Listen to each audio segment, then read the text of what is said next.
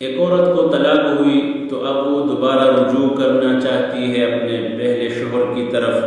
تو کیا حلالے کے بغیر یہ شوہر کی طرف رجوع کر سکتی ہے یا نہیں؟ تو قرآن میں صاف حکم ہے حتیٰ تنکح زوجا غیرہ،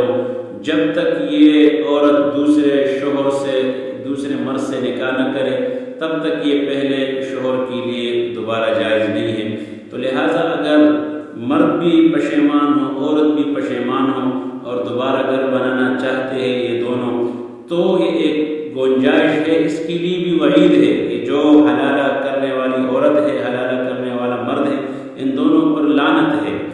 لیکن اگر ایک وہ جواز کی ایک صورت ہے، اس سے نکل جاتی ہے کہ اگر یہ دونوں پشیمان ہوں اپنے اس عمل پر اور گھر بنانا چاہتی ہے، دوبارہ گھر کرنا چاہتی ہے، آباد کرنا چاہتی ہے یہ دونوں، تو اس کے لیے یہ ہے کہ وہ حلالہ کرے، اس کے بعد وہ